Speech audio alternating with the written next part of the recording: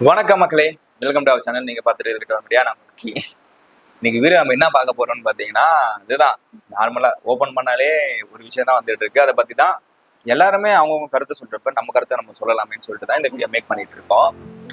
கூக்குத்து கோமாளிலிருந்து மணிமேகலை அவர்கள் வந்து வெளியே வந்துட்டு இதுக்கப்புறம் வரமாட்டேன், ஏன் வரமாட்டேன்னு சொல்லி ஒரு வீடியோ வந்து மேக் பண்ணியிருந்தாங்க. அதுக்கு முன்னாடி அந்த வீடியோ ஏன் மேக் பண்ணியிருப்பாங்க அப்படின்னு சொல்லி நம்மளோட கருத்து என்னன்னு பார்த்தீங்கன்னா, ஒரு ஷோல வந்து அவங்க ஹோஸ்ட் பண்ணிட்டு இருக்காங்க. அந்த ஷோ டெலிகாஸ்ட் ஆகிறப்ப பாதிலேயே வந்து மணிமேகலை வரமாட்டேன்னு சொல்லி ரக்ஷன் சொல்லி அந்த ஷோ கொண்டு போயிட்டு இருக்கப்ப அந்த எபிசோட பார்த்து நிறைய பேர் வந்து மணிமேகலை கேட்டுருக்கலாம், என்ன ஆச்சு மணிமேகலை, இதனால நீங்க பாதிலே போயிட்டு இருக்கீங்க, ஏன்னா ஹெல்த் இஷ்யூவா என்ன ப்ராப்ளம் கேட்டுருப்பாங்க. நிறைய விஷயம் வந்திருக்கலாம். அதனால வந்து தனித்தனியாக சொல்லணுமே, இலையா சொல்லுவானே, அது ஒரு கஷ்டமா இருந்திருக்கும்னு நினைச்சு ஒரு வீடியோ மேக் பண்ணி அந்த வீடியோ போட்டு இருக்கலாம். மணிமேகலையே தெரிஞ்சிருக்காது இந்த வீடியோ அந்த அளவுக்கு பெரிய வைரல் ஆகும் நினைச்சிருப்பாங்க மாட்டேன். மேபி ஜஸ்ட் ஒரு போடலான்னு சொல்லி போட்டிருப்பாங்க ஒரு இதுல. பட் ஆனா இவ்வளவு பெரிய விஷயமா ஆனது எதிர்பார்க்க முடியாத விஷயம். எதனால இவ்வளவு வெடிச்சது பாத்தீங்கன்னா, 1ல இருந்து 4 வரைக்கும் நம்ம நிறைய பயங்கரமா பார்த்து என்டர்டைன் பண்ண ஒரு ஷோ 5ல நமக்கு பிடிக்காத மாதிரி இருந்திருக்கு. அது காரணம் யாருக்கு பாத்தீங்கன்னா, பிரியங்கா சொல்லலாம். இந்த சீசன் 5 வந்து பிரியங்கா தெரிஞ்சு சீசன் 5 ராசியில நினைக்கிறேன் BB5ல போய் சம்மடி வாங்கினாங்க. அதே மாதிரி குக்குத்து கோமாளி 5ல வந்து சுத்தமா அவங்களுக்கு காலி பண்ற அளவுக்கு ஒரு விஷயம் நடந்துட்டு இருக்கு.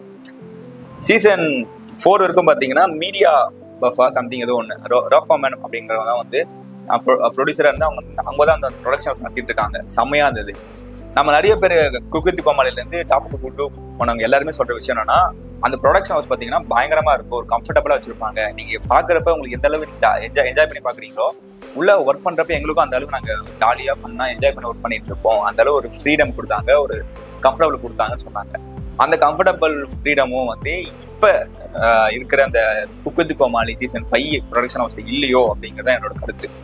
ஏன்னா அவங்க உள்ள இன்ட்ராக்ட் பண்ணல. ஜாலியா இது 4 சீசன் எல்லாம் போச்சு, 5 சீசனை வந்து அப்படியே கொண்டு போவோம், நீங்க பண்றதை பண்ணுங்க, நாங்க வந்து எடிட் பண்ணி என்ன போடணுமோ அதை போட்டுக்கிறோம் அப்படின்ற மாதிரி பண்ணிட்டு இருந்த மாதிரி தான் தெரிஞ்சது. அதுக்கப்புறம் ஒரு முக்கியமான விஷயம் பாத்தீங்கன்னா, மணிமேகலை எங்களுக்கு வந்து ஆங்கர் ஆகணுங்கிறது தான் பெரிய ஒரு விஷயம். அதுக்காக தான் நிறைய போராடிட்டு இருக்காங்க. அதனால போன சீசனே வந்து பாதி கோமாளி வந்திருப்பாங்க, அது பாதிக்கு அப்புறம் வந்து ஆங்கர் பண்ணி ஆங்கரா வந்து இதுல ஆங்கரிங் கண்டினியூ பண்ணிட்டு இருக்காங்க.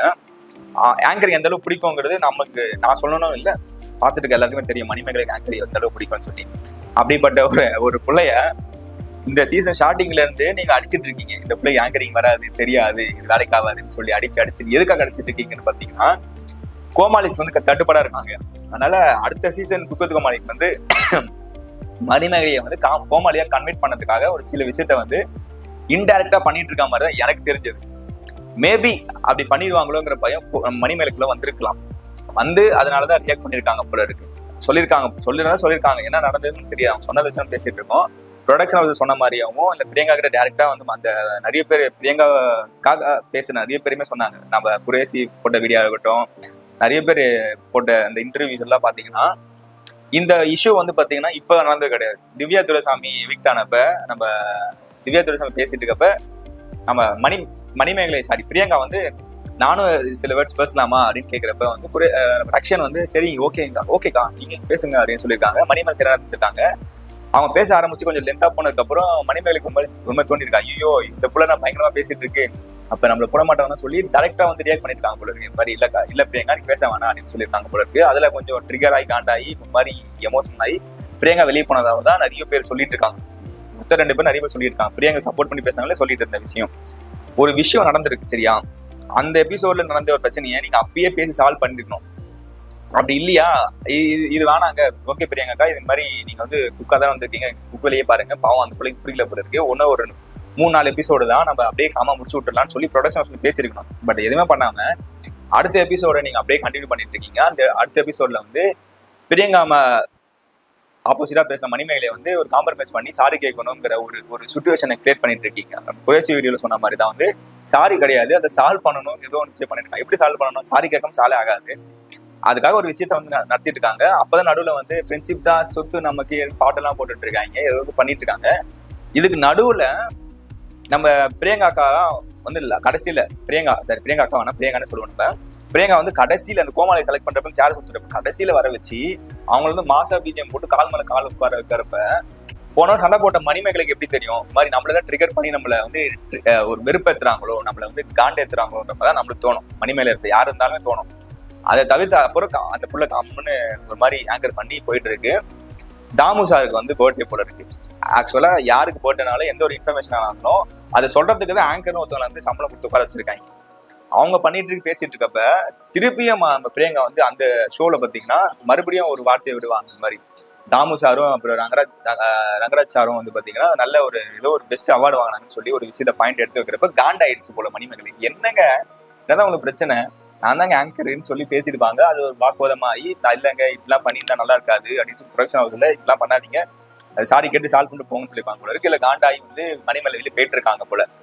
அவங்களா வெளியே போனாலும் இவ்வளவு வெளியே அமிச்சாங்களாங்கிறத தேவையில்லை. இந்த இந்த மணிமேகலைக்கு ஆப்போசிட்டா பேசுறவங்க பிரியங்கா சப்போர்ட் பண்றவங்க நான் கேட்கிற ஒரே விஷயம்னா, திவ்யா துரைசாமி எபிசோட்லயே வந்து ஒரு விஷயம் பிரச்சனையாகி ஒரு கிளாஸ் போயிட்டு இருக்கப்ப நீங்க ஏன் திருப்பியும் வந்து ஆங்கரிங் குள்ள இன்டர்ஃபே ஆவறீங்க?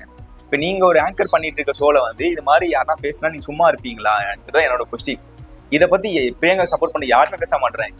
பிரியங்கா பண்ணது தப்பு தானே, எனக்கு என்ன பார்த்த வரைக்கும் தப்பு தான். இது இப்ப இல்ல, ஸ்டார்டிங்ல இருந்தே ஒரு விஷயம் நடந்துட்டு இருக்கு. பிரியங்காவும் இஃபானும் வந்து பண்ணிட்டு இருக்க விஷயம் இரிட்டேட் ஆகும். ஏன்னா சீசன் 1ல இருந்து 4 வரைக்கும் நம்ம புகழ் விசேஷ் சிவாங்கியோட அந்த ஒரு அண்ணன் தங்கச்சி பாண்ட் வந்து அவ்வளோ பார்க்கறதுக்கு ஒரு மாதிரி கியூட்டனா இருக்கும், ஒரு மாதிரி காமெடியா ஃபன் பண்ணிட்டு இருப்பாங்க. பட் அதை இந்த ரீக்ரியேட் பண்றேங்கிற பேர்ல வந்து பிரியங்கா விசேஷ் இஃபான் பண்றது வந்து நிறைய பேர் பிடிக்கல, எனக்குமே அது பிடிக்கலன்னு வச்சுக்கலாம்னு வச்சுக்கோங்க. அப்படி பண்ணிட்டு இருக்கப்ப எதுக்காக இதெல்லாம் ஏன் பண்றீங்கன்னா ஒரு அட்டேஷன் ஸ்டிக் தான். நான் வந்து பெருசா நான் தான் எங்க சீனியர் அப்படின்னு காட்டுறதுக்காக பண்றாங்களோ எதுக்காக பண்ணாங்கன்னு தெரியல. அவங்க பண்றப்ப இதை வந்து தடுத்து நிறுத்தி இருந்திருக்கலாம். அங்க பின்னாடி இருக்க ப்ரொடக்ஷன் ஹவுஸ் மேபி சொல்ல முடியாத சூழல்ல வந்து பிரியங்கா இருந்திருக்காங்களான்னு தெரியல. என்னைய பொறுத்த வரைக்கும் மணிமேகலை பண்ணது கரெக்ட் தான். ஏன்னா நம்ம பார்த்துருக்கோம், நம்ம மணிமேகலை நிறைய பேர் கேட்கறாங்க, இது மாதிரி மணிமேகலை வந்து இவங்கள அப்படி கேட்டிருக்காங்க, இவங்க அப்படி கேட்டிருக்காங்கன்னா காமனா எல்லாருமே பேசியிருக்காங்க. அதை தாண்டி ஆங்கர் பொசிஷன் ஒன்று இருக்கு. அந்த பிள்ளைக்கு ஆங்கர் ஆகணுங்கிறது பெரிய ட்ரீம், கஷ்டப்பட்டு தான் வந்து உட்காந்து ஆங்கரிங் பண்ணிட்டு இருக்கப்ப அந்த வேலைக்குள்ள இன்ட்ரெஸ்ட் ஆனது யாராவது தாண்டாதான் அவனை செய்யும். அது வந்து பிரியங்கா பண்ண தப்பு என்னை பொறுத்த வரைக்கும்.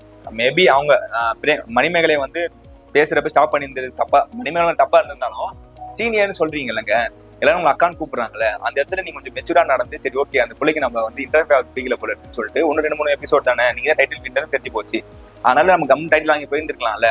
தேவையில்லாம நீங்க ட்ரிகர் பண்ணி மாஸ் காட்டுறங்கிற பேர்ல அந்த பிள்ளை காண்டாக்கி வெளியே அமைச்சிருந்திருக்கீங்க. இது காமனா அப்படியே போயிருந்தா கூட அடுத்த சீசன் ஆங்கர் ஆகிறதுக்கான வாய்ப்புகள் இருந்திருக்கலாம். பட் இப்ப இப்படி ஆனதுக்கு அப்புறம் சீசன் 5 ஃபிளாப் ஆனதுக்கு ரீசனே பிரியங்கா தான் அப்படின்னு சொல்லி ஒரு முத்திரை கொடுத்துட்டாங்க. இதுக்கப்புறம் சீசன் 6 வருமானே தெரியல. மேபி வந்தாலும் அந்த பிரியங்கா வந்து ஆங்கர் பண்ணுவாங்களாங்கிறது தெரியல. அப்படி பண்ணா இன்னும் எத்தனை பேர் வந்து குக்கு குமாரியை பார்ப்பாங்க, இன்னும் என்ன பயங்கரமான அடிக்கல் இருக்கணுங்கிறது தெரியாம போயிட்டு இருக்கு. என்னைய கேட்டீங்கன்னா மணிமேகலை தப்பா பிரியங்கா தப்பான்னு கேட்டீங்கன்னா ப்ரொடக்ஷன் ஹவுஸ் பின்னாடி இருக்க அவங்க தப்பு தான். ஒரு விஷயம் ஒரு இடத்துல ஒரு விஷயம் நடந்துட்டு இருக்குன்னா அந்த இடத்துக்கு இன்சார்ஜ் ஒருத்தங்க இருப்பாங்க, அவங்க தான் அந்த பொறுப்பு எடுத்து பார்த்துட்டு இருக்கணும். பார்க்காம அவங்க ஃப்ரீயா விட்டதுனாலதான் இது இவ்வளவு பெரிய விஷயமா பூதகரமா வெடிஞ்சு போயிட்டு இருக்கு. இது இன்னும் வந்து நான் அவங்க சப்போர்ட் பண்ண சொல்லி பேச ஆரம்பிச்சிருந்தா போயிட்டே இருக்கும். இங்க நிறைய பிரச்சனைகள் போயிட்டு இருக்கு. நம்ம அதை பத்திலாம் பேசாம இது ஒரு வீடியோவா நானுமே பேசிட்டு இருக்கிற அளவுக்கு இது பூதகரமா போயிட்டு இருக்கு. இதுக்கு காரணம் என்னன்னு பின்னாடி பாத்தீங்கன்னா நிறைய விஷயங்கள் இருக்கும். இது அவ்வளவுதான். இது என்னோட பாயிண்ட். எல்லாமே பேசிட்டு இருக்காங்க, நம்மள ஒரு வீடியோ போடலாங்கிறதுக்காக தான் நான் பாயிண்ட் சொன்னேன். இது யாருமே எடுத்து வைக்கல. பிரியங்கா திதியும் மணிமேகலை திதியும் தான் போயிட்டு இருக்கு. பட் ஆக்சுவலா அவங்க 2 பேருமே தப்பு கிடையாது. அங்க இருக்க ப்ரொடக்ஷன் ஹவுஸ் தான் வந்து இதை பார்த்து இதெல்லாம் பண்ணியிருந்திருக்கணும். அவங்க பண்ணாதனாலதான் இது உதாரணமா வெடிச்சதுங்கிறது என் கருத்து. இதை எடுத்து வைக்கணுங்கிறதுக்காக இந்த வீடியோ மேக் பண்ணேன். இந்த வீடியோ பார்த்துட்டு நீங்க சொல்லுங்க, உங்களுக்கும் சேம் அதே கருத்து தானா, இல்லை உங்களுக்கு பிரியங்கா பிடிக்கும் மணிமேகலை பிடிக்குமா கூட நீங்க கமெண்ட் செக்ஷன்ல சொல்லிட்டு போனா, இதே மாதிரி வேற எதனா பிரச்சனை வந்ததுன்னா அதை பத்தி நம்ம பேசி வீடியோ போடுவோம். இந்த வீடியோ பிடிச்சா லைக் பண்ணுங்க, கமெண்ட் பண்ணுங்க, உங்களுக்கு தெரிஞ்ச எல்லாருக்கும் ஷேர் பண்ணுங்க. டாடா பாய், see you.